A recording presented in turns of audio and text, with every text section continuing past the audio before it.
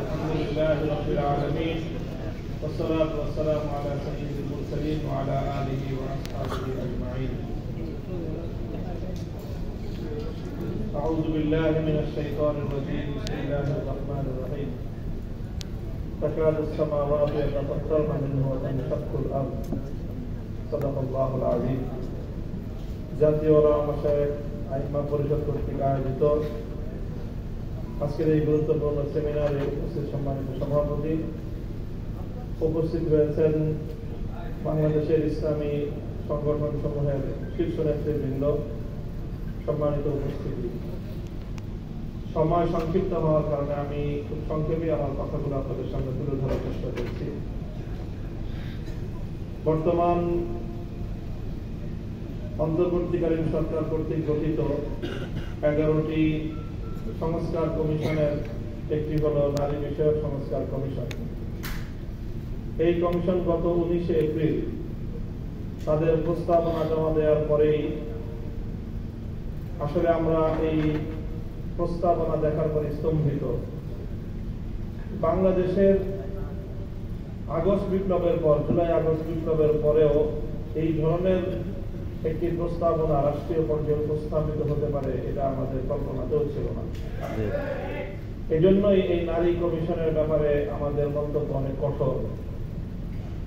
তাদের ব্যাপারে এরকম মন্তব্যের কারণ এটাই যে তারা না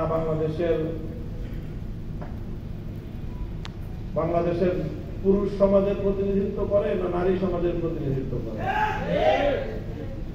বাংলাদেশের অধিকাংশ অথবা 90% নারীদের চিন্তা চেতনার সাথে সম্পূর্ণ সাংঘর্ষিক কিছু প্রস্তাবনা নারী সমাজের প্রতিনিধিত্বের নামে তারা উপস্থাপন করেছে।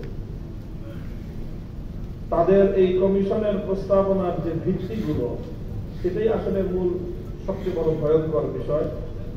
আজকে উপস্থাপিত যে প্রবন্ধ, সেখান থেকে দুটি কথা আমি কোট করছি। তাদের বক্তব্যের মূল সার কথা হলো ধর্ম নারীর প্রতি বৈষম্যের মূল কারণ। এটাকে তারা প্রথমে চিহ্নিত করেছে। ধর্মকে তথা ইসলামকে তারা নারীর প্রতি বৈষম্যের মূল কারণ কেন বলেছে? আরেকজন প্রয়াত লেখিকার উদ্ধৃতিতে তারা একটা বক্তব্য কোট করেছে। সেই বক্তব্যের এক জায়গায় আছে, আমাদেরকে অর্থাৎ নারীদেরকে অন্ধকারে রাখিবার জন্য পুরুষগণ এই ধর্মগ্রন্থগুলিকে ঈশ্বরের আদেশ পত্র বলিয়া প্রচার করিয়াছে। এই ধর্মগ্রন্থগুলি পুরুষ রচিত বিধি ব্যবস্থা ভিন্ন আর কিছুই নয়। অর্থাৎ তারা বিশ্বাস করে যে এই ধর্মগ্রন্থগুলো আল্লাহর কিতাব না, কোরআন আল্লাহর কিতাব না, এটা পুরুষরা রচনা করে নারীদেরকে দমন করার জন্য এই কিতাব রচনা করেছে। এই হলো তাদের এই পূর্ণ প্রস্তাবনার মূল বুনিয়াদ।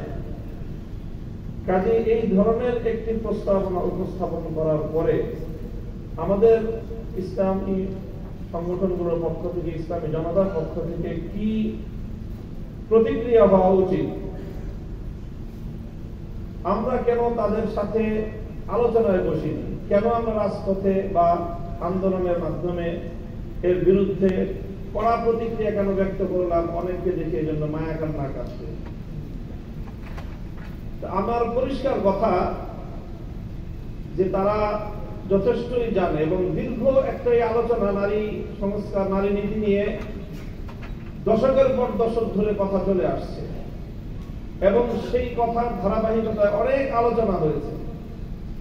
এখন তারা পশ্চিমা বিশ্বের এজেন্ডা বাস্তবায়ন করার জন্য এটাকে মোক্ষম সময় মনে করে তারা এই সংস্কার প্রস্তাবনা দিয়েছে এবং সংস্কার প্রস্তাবনা দেওয়ার সঙ্গে সঙ্গে প্রধান উপদেষ্টার কার্যালয় থেকে এটাকে লুফে নিয়ে তার ভেরিফাইড ফেসবুক পেজে ঘোষণা করা হয়েছে যে তারা অন্তর্বর্তীকালীন সরকার ক্ষমতায় থাকতে থাকতে যথাদ্রুত সম্ভব এই সংস্কার প্রস্তাবনা তারা বাস্তবায়ন করবেন। অন্য 10টি কমিশনের প্রস্তাবনার বিষয়ে প্রধান উপদেষ্টার কার্যালয়কে এতটা তড়িৎ ব্যবস্থা গ্রহণ করতে বা ঘোষণা দিতে আমরা দেখিনি যতটা এই বিষয়ে দেখেছি। তার অর্থ হল এটা গোটা একটা প্রি প্ল্যান, একটা পরিকল্পনা এটা, এবং এই প্ল্যানের সঙ্গে প্রধান উপদেষ্টার কার্যালয় জড়িত। বন্ধু ভাই বলেছেন আগে বুদ্ধিবৃত্তিক দরকার, তারপরে নাকি আমাদের মাঠে নামতে হবে বা শক্তি প্রয়োগ করতে হবে। আমি ওনার কথার সাথে শতভাগ একমত পোষণ করছি। বুদ্ধিবৃত্তিক উপায়ে তাদের এই সকল প্রস্তাবনার এবং এই জাতীয় কার্যকলাপের প্রতিবাদ যথাযথ যৌক্তিক এর উপস্থাপনা কম হয়নি। প্রবন্ধকার বলেছেন যে প্রায় 1000 পৃষ্ঠার উপরে ইতিমধ্যে লেখা হয়েছে। কিন্তু কথা একটা জিনিস মনে রাখবেন যে চলে না আসলে ধর্মের কথা। এদেরকে এই ধরনের টেবিল টকের মাধ্যমে এই ভয়াবহ কার্যকলাপ থেকে, পরিকল্পনা বাস্তবায়নের পথ থেকে এদেরকে রুদ্ধ করা যাবে না। এজন্য আমাদের পরিষ্কার কথা, আল্লাহর কোরআনের বিরুদ্ধে এমন কটাক্ষপূর্ণ এবং অবমাননাপূর্ণ কোন প্রস্তাবনা ফ্যাসিবাদী স্বৈরাচারী শেখ হাসিনা ভারতের লেফটেন্যান্ট কোনদিন করতে পারে নাই।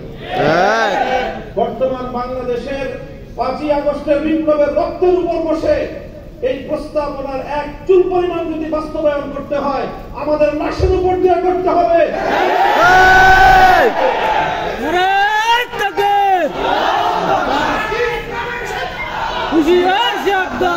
আমরা পরিষ্কার বলতে চাই, নারীর কাঁধে বন্দুক রেখে ইসলামকে ঘায়েল করবার এই দুরভিসন্ধি বন্ধ করুন। নারীর কাঁধে বন্দুক রেখে ইসলামকে আক্রমণ করার এই দুরভিসন্ধি বন্ধ করুন। আমরা নারীদের ব্যাপারে আমাদের পরিষ্কার কথা, আমরা নারীদের ন্যায্য অধিকার চাই। সমান অধিকার নয়, সমান অধিকার দিলে নারীরা টিকতে পারবে না। নারী সমান অধিকার দিলে নারীরা পুরুষের সঙ্গে প্রতিযোগিতা করে সমাজে তাদের প্রকৃত অধিকার বাস্তবায়ন করতে পারবে না। এই জন্যই তো সংরক্ষিত আসন দিয়ে তাদেরকে আনতে হয়।